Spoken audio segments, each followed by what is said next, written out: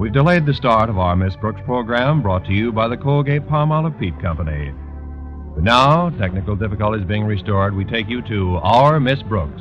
Yes, Mrs. Davis, something pretty important's come up that I've got to discuss with Mr. Boynton. I'm meeting him at the zoo right now. Tell you all about it when I come back. Goodbye. Oh, Connie, you left a couple of letters on your dresser.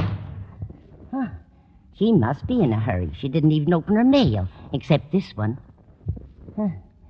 Dear Miss Brooks, as principal of Sunnyvale Finishing School, I shouldn't be reading Connie's mail. I'll get on with my vacuuming. First, I'll get this corner here. Still, it's pretty dirty over by that dresser. As principal of Sunnydale Finishing School, I hereby acknowledge your application for a position. Oh, I'm terrible. I better get over to the other side of the room. Still pretty dirty around Connie's dresser. Application for a position as an English teacher at our school. This is to inform you... Oh, I better shut this thing off. I can hardly hear what I'm reading. This is to inform you that we have an opening at Sunnydale, and we're looking forward to a personal interview. Very truly yours, Jonathan F. Margaret Davis, don't you dare read another word of this letter. No wonder Connie was so excited. Sunnydale is one of the most exclusive schools in the country. But that would mean her leaving Madison High. Oh, this is awful. I better phone Osgood Conklin. As principal of Madison High School, he ought to know about this. Hello? Hello. Martha, this is Margaret Davis. Oh, hello, Margaret. How are you on this fine day after Thanksgiving? Well, frankly, Martha, I'm a little upset. Well, so is Osgood. He ate himself into a coma yesterday.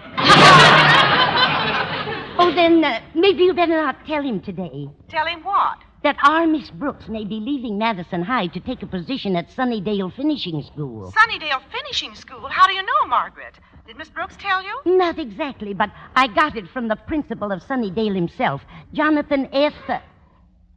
Jonathan F. who? Hold the wire a minute.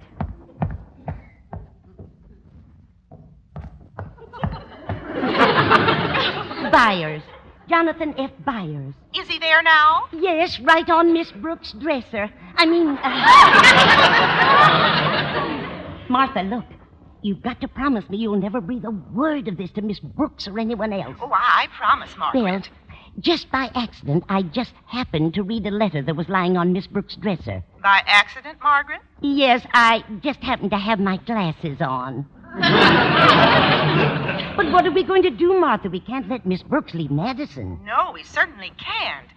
Tell you what, Margaret, I'll talk this over with my daughter Harriet and call you back later. All right, and remember, you promised not to mention a word about my reading Miss Brooks' mail. Oh, of course, my dear. Goodbye. Goodbye. Oh, I hope they'll be able to think of some way to keep her here.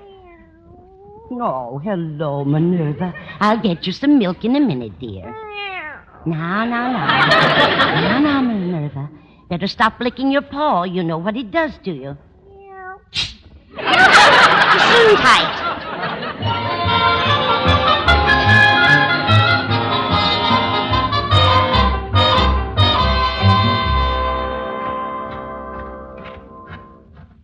Yoo-hoo, Miss Brooks.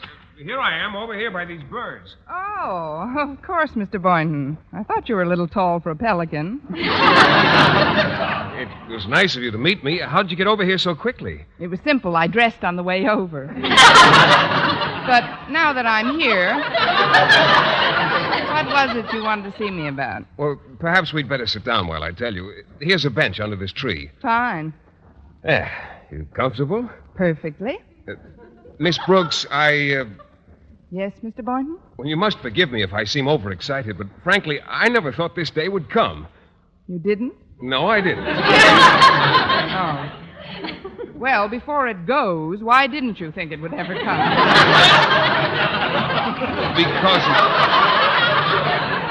Because of the things that have happened in the past, or rather because of the things that haven't happened in the past. Those are the ones that bother me, too. You realize, of course, I'm referring to the migratory habits of the Arctic grackle. Oh, I realized that a long time ago. I just didn't want to let on. This is the first time a grackle has ever been south of the Canadian border. Maybe he was waiting till after the election. I knew that something was afoot when I looked out of my window this morning and saw a black and blue bullfinch. What happened to him? Get caught in a badminton game?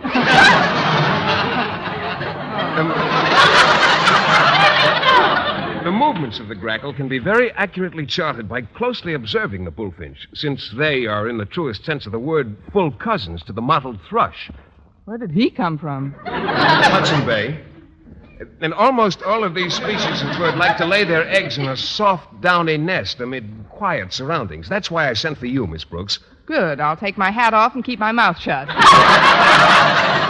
I know this sounds terribly involved, but actually it's quite simple. You see, my uncle's farm in Boonville is a perfect nesting ground for both bullfinch and thrush. How does your aunt feel about that? Well, they both love birds. They've built a sanctuary for them, and I have an idea that if I get right up there, I may stumble into some grackle eggs. It sounds like fun if you don't mind albumin on your Oxfords. That's why I asked you to meet me, to say goodbye. Goodbye? But, Mr. Boynton, haven't you heard the old saying? 2 grackle hunters are better than 1? Oh, but you couldn't come along with me. It's a 10-hour drive to Boonville, and we'd have to stay overnight. Oh, but we'd certainly be well chaperoned, what with your aunt and uncle and all those bullfinches. Yes, they did have 600 of them up there last year, but I don't know, Miss Brooks. Even with the chaperones, you know how people talk, and unless we didn't say anything about it, but even then they might find out, although we'd only be gone a couple of days. Still, if the rumor got around that we were... Of course, we wouldn't be. But then there are those who might... Oh, but how could they? What do you think, Miss Brooks? Why should I butt in? Decide among yourselves.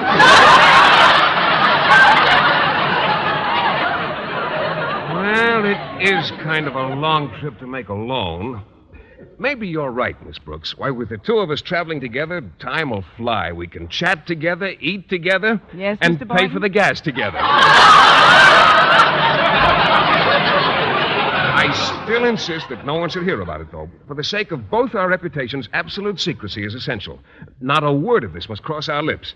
Can I depend on you not to divulge our plans to a living soul? On your honor, Miss Brooks? Get out your penknife and let's exchange blood.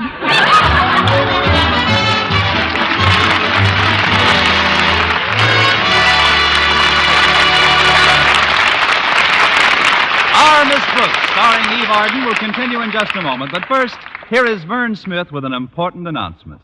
Attention, ladies. Regardless of age, skin type, or previous beauty care, doctors prove you, too, may win a lovelier complexion with Palmolive soap.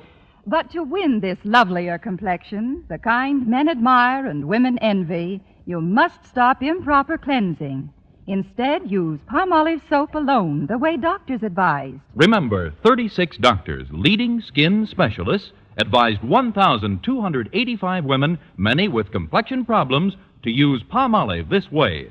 Some had dry skin, some oily, some coarse-looking. Using Palmolive soap alone, 2 out of 3 won lovelier complexions, regardless of age, type of skin, or previous beauty care. Now, here's the plan doctors advise.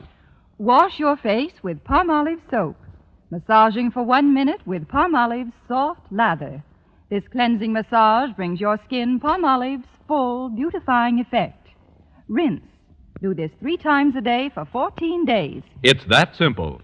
But leading skin specialists prove this way, using Palmolive alone, nothing else, really works. So forget other beauty care. Use Palmolive soap as these doctors advised for a lovelier complexion.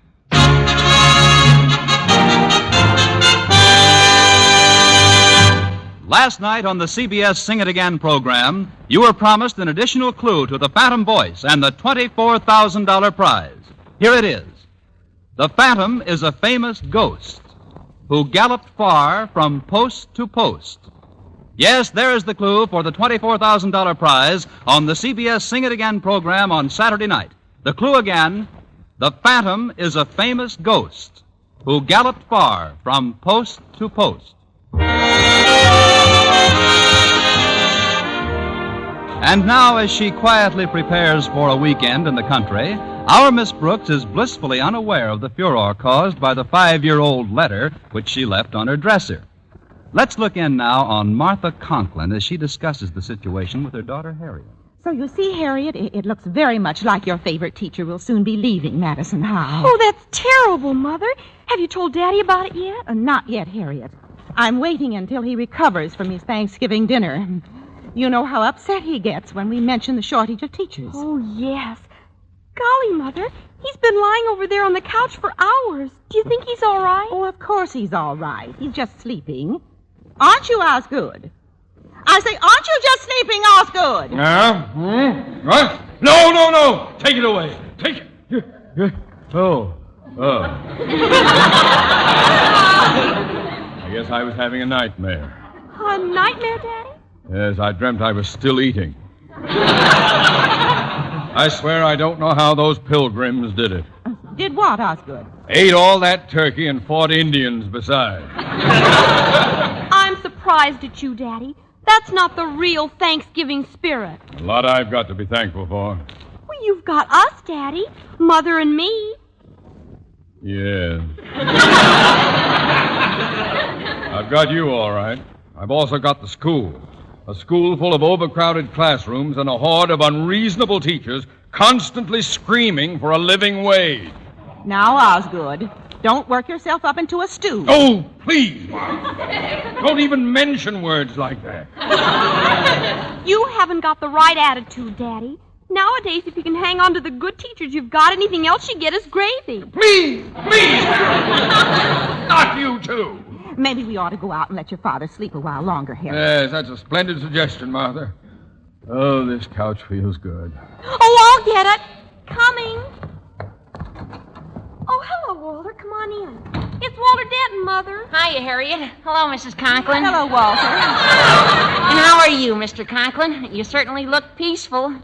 I was, Denton. Did you finish your lunch, Harriet? I just finished mine. We had plenty of turkey left over from yesterday, and I just ate the part that went over the... Oh, no! Harriet, take him out of here! What's the matter with your father, Harriet? Doesn't he feel good? Not too good, Walter. Let's go into the other room. Okay. I hope you feel better, Mr. Conklin.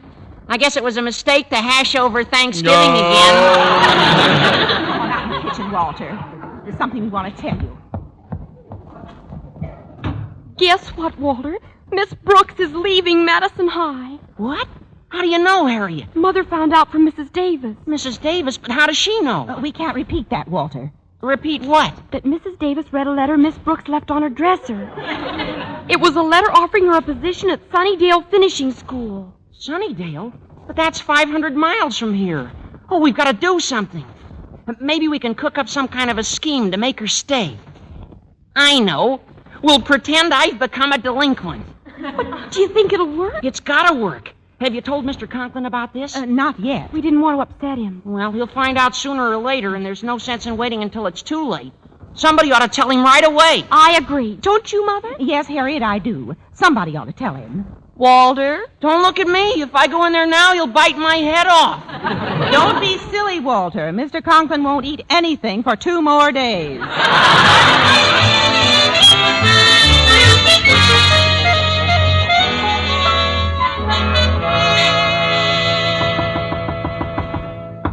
Who is it? It's me, Connie. Oh, I'm kind of busy right now, Mrs. Davis.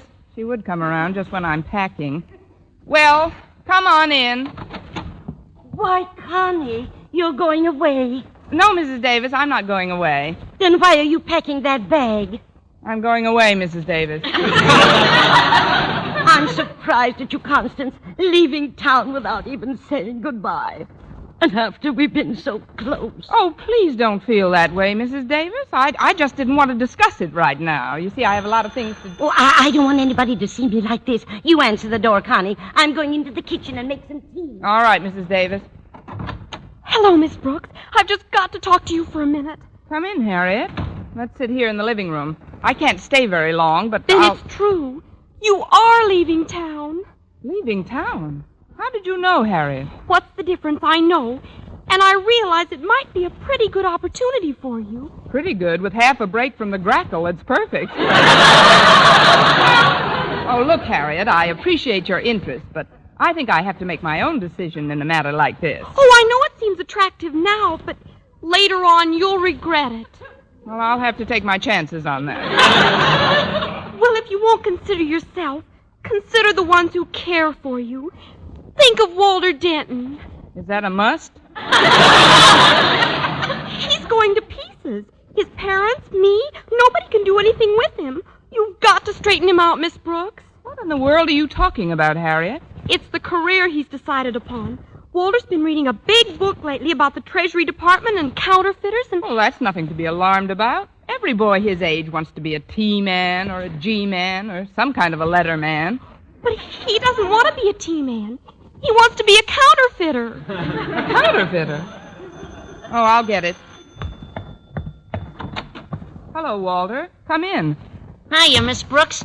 I'm glad I nailed you before you took it on the lamb. Let's ankle into the living room. Oh, hello, Harriet. How's my little Confederate to be, huh? See, Miss Brooks? See how funny he acts? What is all this nonsense, Walter? What do you mean nonsense? I'm making money hand over fist. The only trouble is scratching the green goods ain't enough. It ain't? Nah. You gotta get a good queer shover to help you pass the boodle. Queer shover? Sure. A paper hanger. You know, snide pitcher. You can have the best cognacer in the world make your slush, but if you ain't got a top bill poster to push the flash, you might as well slough the screwy and scramble for the McCoy. You follow me? Yes, but if I could find my way back alone, I'd leave now. You've got to do something, Miss Brooks. Walter wasn't cut out for a life of crime. Oh, now listen, you two. I don't know what's behind all this, but this is... Oh, it's simple. When you get to where you're going, I'll send you a few stacks of hot to shove. I don't want to shove no hot. I mean... I wish somebody would tell me what's coming. It's a good thing I never built a better mousetrap. Good afternoon, Miss Brooks. Why, it's Mr. Mousetrap. I mean, Mr. Conklin. Come on in. Who is that, Connie? It's Mr. Conklin. Oh, hello, Osgood. I was just making some tea, but you know what they say. A watch pot never boils. Hello, Margaret. Now then, Miss Brooks, I'll be brief. I know that you're leaving town. You two? Somebody must be reading my mail. On second thought, I'd better go back and watch that pot. Miss Brooks, I think I can say without fear of contradiction that I know how to run a school as well as any principal in the country. Well, I guess you do, Mr. Conklin. That's why I'm here, to ask you to reconsider this proposition you've had. Proposition? Yes. I can offer you anything he can.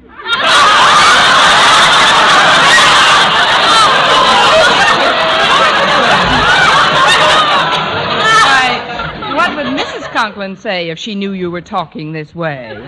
She's all for it. What? And so's my daughter, Harriet. Oh, now, please, Mr. Conklin. I've had a rather puzzling day so far, but this is... It just happens that your daughter's in the living room now. I think we better go in there. I'll be glad to. Oh, hello, Harriet. Walter. Hi, Hello, Daddy. Mr. Conklin. I'm awfully glad you decided to put your pride in your pocket and come over here. Did you ask her yet? Yes, Harriet, I did. The rest is up to Miss Brooks. Don't go away, anybody. I'll punch your transfers when I get back. Mr. Boynton. Yes, Miss Brooks, it's I. May I come in? Why, of course. I've still got a single in the mezzanine. But I can't help wondering, what happened to that oath of secrecy we took? Well, that's what I'd like to know. I thought you weren't going to tell anybody about our trip to my uncle's place. I didn't say a word about it. You didn't? No. Why, I've never seen so many wagging tongues in all my life. You think you've seen wagging tongues? My living room looks like a delicatessen. Come on. I just don't understand what... Oh, hello, folks. Hi, Mr. Boynton. Oh, I'm glad you're here, Boynton. Maybe you can help get Miss Brooks to change her mind.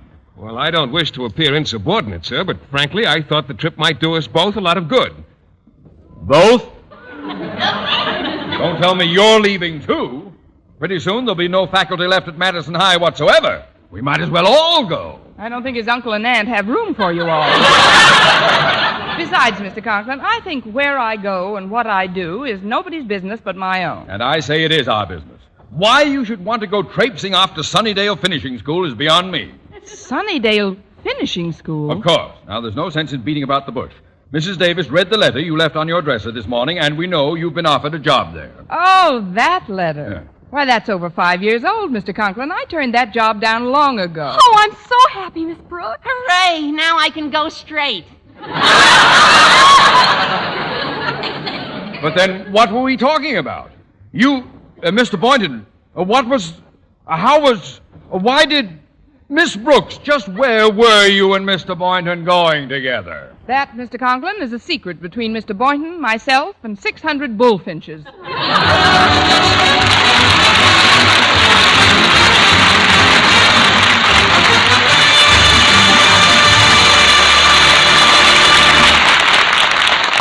Eve Arden as our Miss Brooks returns in just a moment, but first... Dream girl, beautiful luster cream girl. Tonight, show him how much lovelier your hair can look after a Luster Cream shampoo. Only Luster Cream brings you Kay Dumit's magic formula blend of secret ingredients plus gentle lanolin. Gives loveliness lather even in hardest water. Glamorizes your hair as you wash it. Luster Cream, not a soap, not a liquid, but a dainty cream shampoo. Leaves hair fragrantly clean, free of loose dandruff, glistening with sheen, soft, manageable. Gives new beauty to all hairdos or permanents. 4-ounce jar, $1. Smaller sizes, either tubes or jars. Tonight, try Luster Cream shampoo and be a Dream girl, beautiful luster cream girl. You owe your crowning glory to a luster cream shampoo.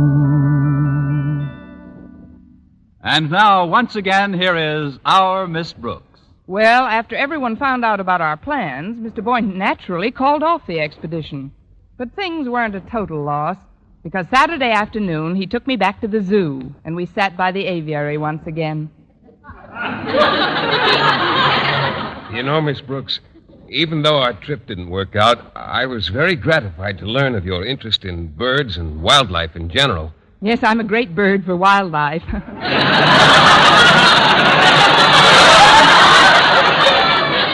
Well, since this common interest of ours has brought us so much closer together, there's something else I want to tell you, Miss Brooks. Something I think you ought to know. What's that, Mr. Boynton? There's a pelican here who holds 18 pounds of fish in his beak. What's he waiting for, the price to go up?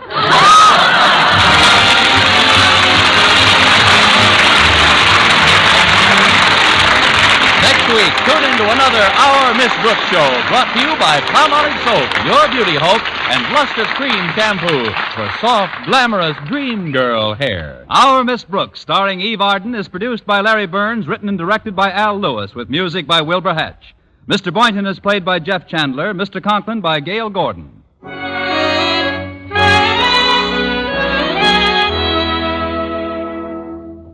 Dentists know what cleans teeth best, and over 4,000 dentists say Colgate tooth powder with a 2-minute routine gets teeth sparkling and super clean. So to remove dull film and get your teeth shining clean, just brush teeth 2 minutes, morning and night, with Colgate tooth powder. Brush inside, outside, and biting surfaces. Always brush away from the gums. See how this gets teeth naturally bright. It removes dull film that improper brushing misses. And Colgate tooth powder also sweetens your breath. Try it. Buy Colgate tooth powder today. For mystery liberally sprinkled with laughs, listen to Mr. and Mrs. North, the exciting, fun-packed adventures of an amateur detective and his beautiful wife. Tune in Tuesday evenings over most of these same stations. And be with us again next week at the same time for another comedy episode of Our Miss Brooks. Stay tuned now for Lum and Abner. Bob Lamont speaking. This is CBS, the Columbia Broadcasting System.